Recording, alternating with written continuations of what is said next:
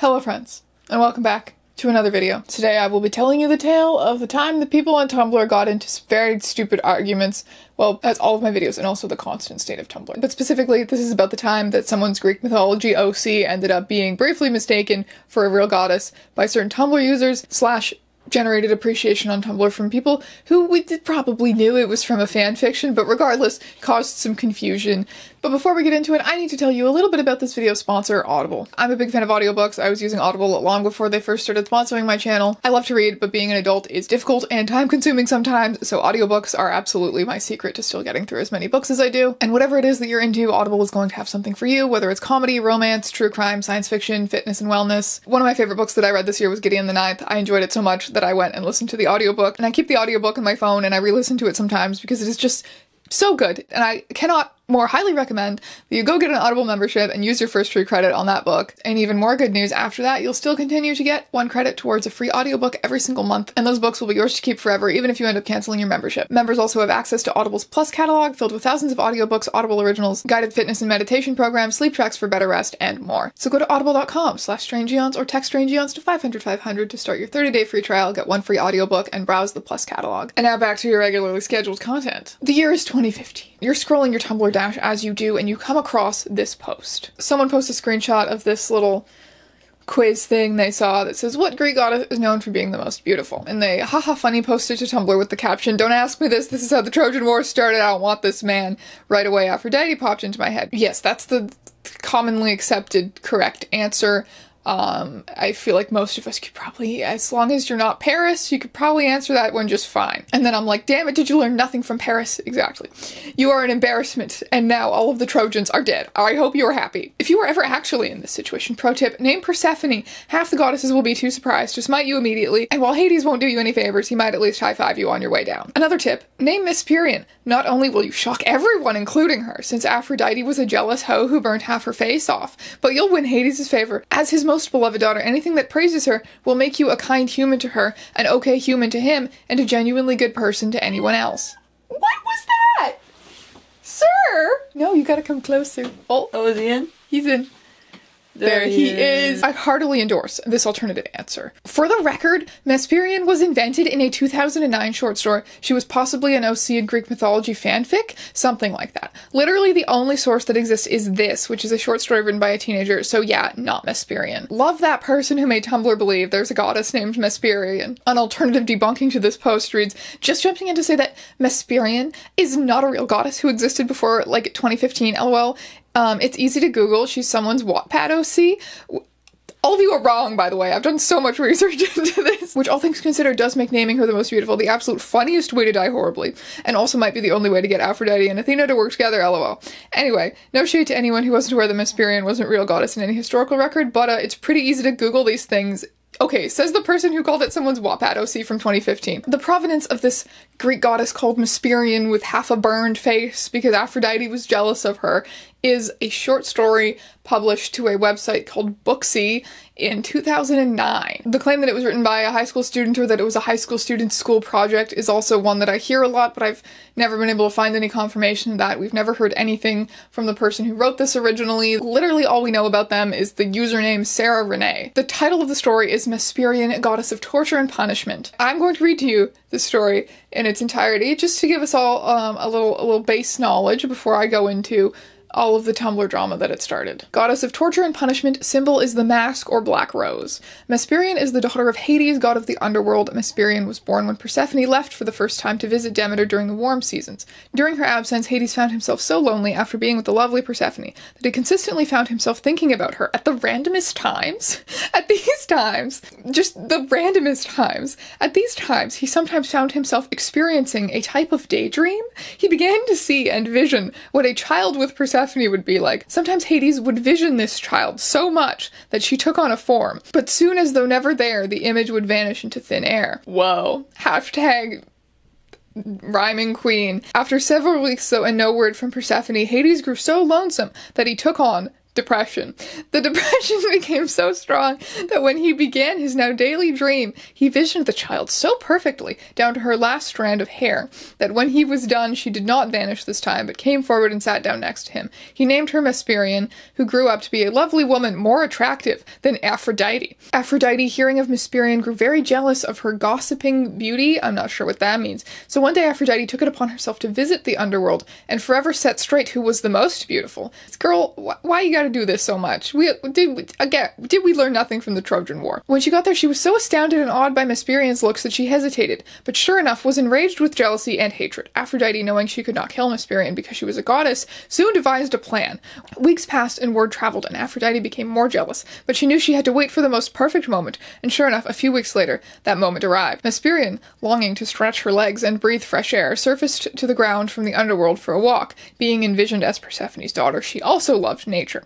So Mesperian walked to the far end for many steps when she came upon the most loveliest comb Mesperian had ever seen, made of gold and pearls with leaves of the most highest quality etched into the gold. Astounded by this discovery, she became very excited and decided to try the comb. So she used it to pen back her silky strawberry blonde hair, not knowing that the comb was part of a devious plan on Aphrodite's part. Having stuck the comb just right into her hair, the gold picked up the heat of the sun and burst into blazes of fiery heat and wicked flames. Mesperian, caught off guard, tried to demolish the flames with her right hand. Only did she stop when the fire was out. Hurriedly she ran to the nearest river, only to be revolted by the image reflected back towards her, for her silky hair was no more than mere ashes, and her face a mass of hideous remains. Peering down to her right hand, she saw the hue of charcoal and cracked nails. Being a goddess, Mesperian could not die, but she had a weakness due to a lack in her system that Hades had left out of the vision. Her skin was not immortal to fire. Of course! The only harm fire could do to Mesperian was to shrivel her skin and burn it dark as coal. The damage would never worsen, nor would it ever heal. This was one of the reasons she was never to go outside, for fear that she would somehow catch fire. But curiosity of the underground air had led to just that. Okay, so before further complications could occur, Mesperian returned to the underground, miserable and angry at heart, where she soon ordered for Hephaestus to make her a mask of intimidation. Upon wearing the mask, she did not feel whole, though, and felt as if something was missing. To fix this, she did as Hades had done to create her. She envisioned wings of darkness and evil to take root and grow out of her back, and to give her the strength to fly, and a right hand of metal and sharp claws for power and pain. With the new attire also came a change of heart. Mesperian had always taken after Persephone's kind-heartedness and love of nature, now only yearned for torture and punishment. So when Mesperian saw someone misbehave her ways, or her mind, she grew angry, and would go about seeking her revenge on poor souls, who was the root of the situations, by flying up on them and sweeping them off the ground, only to tear them to shreds with her metal hand, and feed them to the three-headed beast of the underworld. Some day Mesperian punished more people than on other days, but many say the day she most seeks was Judgment Day, but the others would disagree, saying that the day was forever called Halloween, and Mesperian, that was the start of costumes to scare people off with her blood-chilling mask, wings only thought of only as a demon's, and a hand of metal spears. What was surprising to me when I read the original Mesperian story in its entirety is that, like, okay, I guess if you describe it, you're just like, oh, this daughter of Hades who was burned by Aphrodite for being more beautiful than her, I guess you're like, okay, yeah, maybe that sounds like the dramatic hoe gods that I know. Like, you can kind of get how this game of broken telephone maybe had a few people believing that it was a true story, but when you read the original, it's like, it uses the word randomness. Like, this is a child. What's still a bit of a mystery to me, to be honest, is what happened between the 2009 publishing of this short story and the 2015 blowing up of that post. What was happening between there for Mesperian to kind of ferment in the Tungle.hell hive mind for this all to even happen? Because I can find almost no posts from that era, although I did find a more recent post attributing the spread of Mesperian to the Wicca/pagan side of Tumblr, and I found some other references to Mesperian in that community as well. There's a blog called paganstudygrouppage.tumblr.com, which received this ask.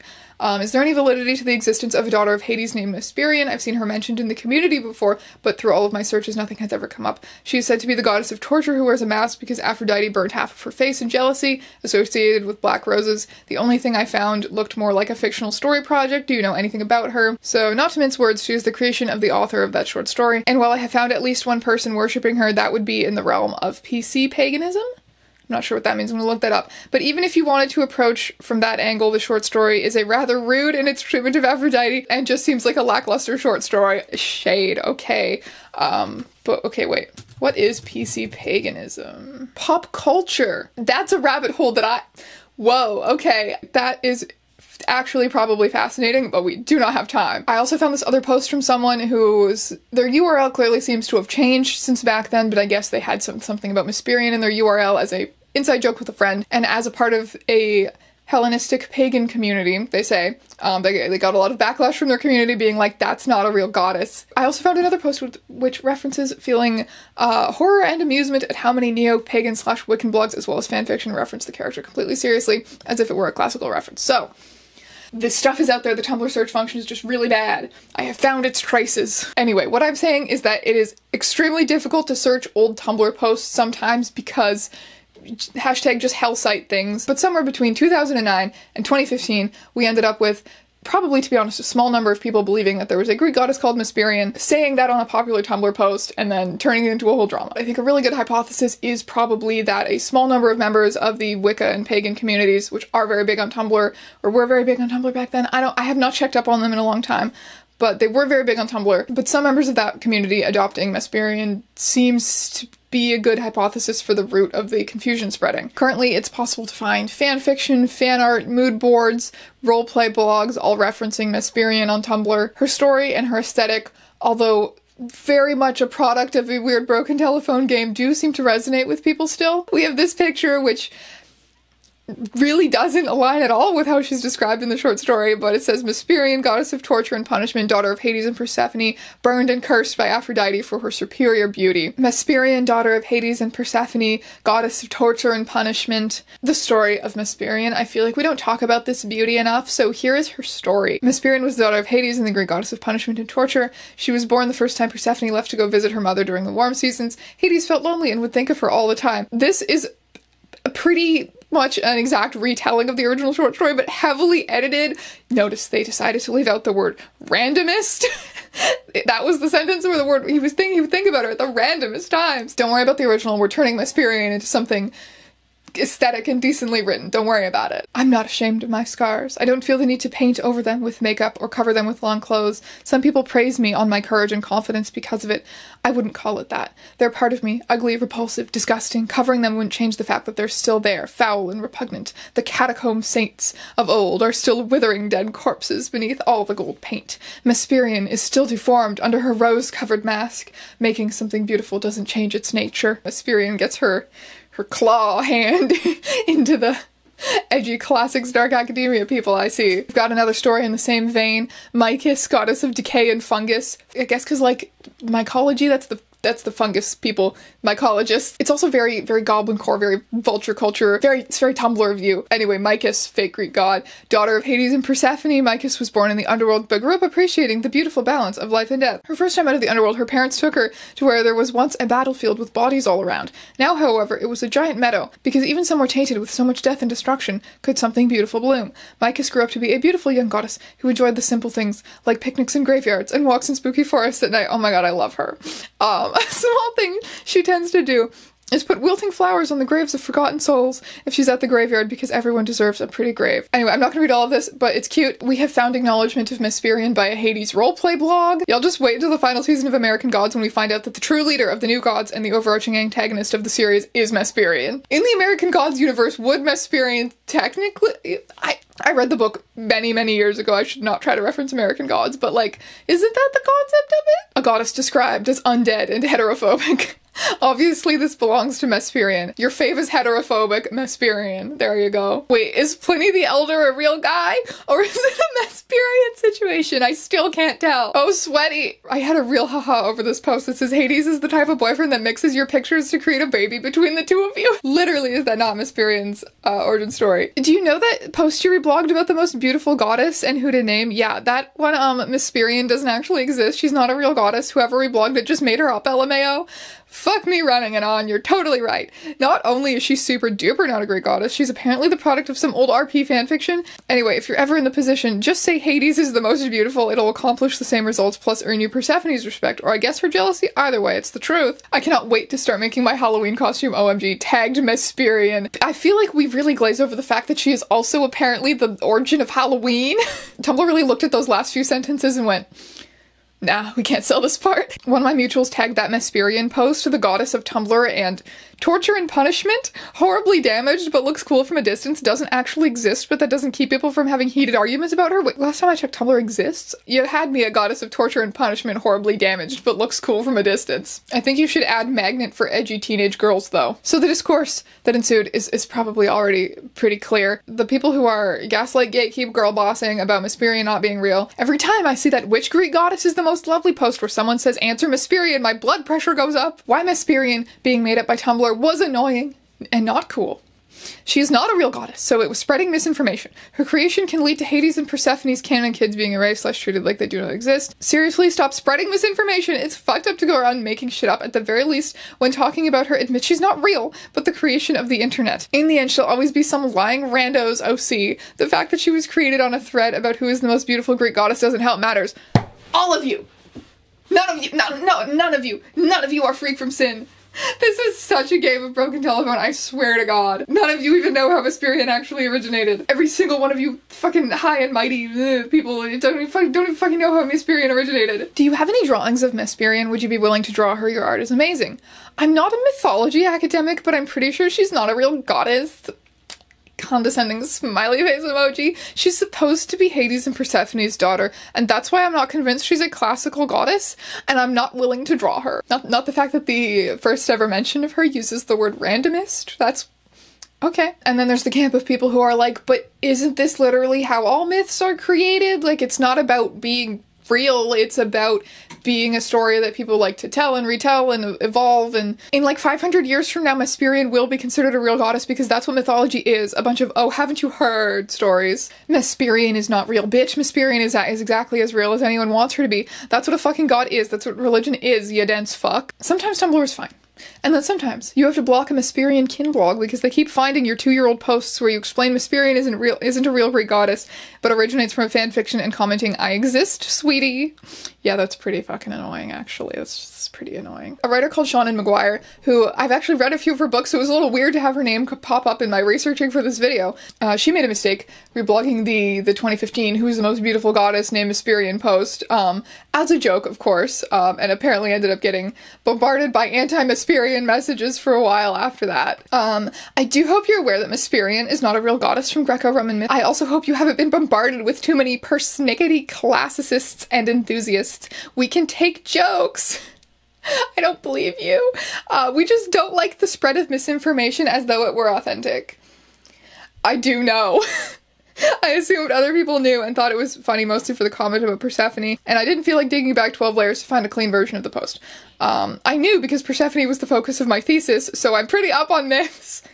Amusingly, I have been bombarded at this point. My folklore degree and I are retreating to a corner to glower and eat chips until people stop telling me about it. What we have left of Greek mythology that is written down is like clearly a bunch of like weird ass random fragments that very obviously come from like a more subjective and just kind of nebulous oral tradition before that. So the idea of gatekeeping the canon is inherently ironic, yes. However, at this point, I think it would be a little strange to insist that she is equally as valid as these stories that have thousands and thousands of years of history. But I haven't seen anyone doing that. All I see is people getting outraged in the opposite direction about her not being real. To me, it feels like getting outraged about any other fanfiction OC. I get the impression that most people who are doing fan art and writing their own fanfiction and all of that stuff with Mesperian are fully aware of the origin of the character. They just kind of like her and want to have fun with her anyway. You know, it has this narrative of like pain, destruction of innocence, rebirth as something dark. I get why edgy teenagers like it. Well, edgy teenage girls. Like, I get why a teenage girl wrote it and why the themes and the aesthetics of it still appeal to teenage girls now. Because sometimes when you're going through it as a kid, it makes sense to retreat into your safe mind palace and think about, but what if I had trauma and sick-ass claws, and I could kill people with my sick-ass claws, and also was the super goth daughter of Hades? One might diagnose it with Mary Sue, original character, Do Not Steal, Ebony Darkness Dementia Ravenway vibes, but I call it primal, delicious, perfectly preserved specimen of the edgy teenage girl. The authenticity of which is verified by the fact that this story continues to resonate with people. So that's the story of Mesperian, and also the story of her relationship with Tumblr. If people like her as a character and want to do fan art and make mood boards and write their own fan fiction, even if people want to argue that she's basically like a real Greek god, like, I don't really care. It does not make my blood boil the way it makes some people's blood boil. Honestly, the only people that I find a little bit clownish here are the people who are just so angry about it. Sorry, I guess there'll just always be a place in my heart for the edgy teenage girls of this world. That's why I love Ebony Darkness Dementia Ravenway so much. So thank you so much for watching this video, my friends, and I will see you in another video very soon.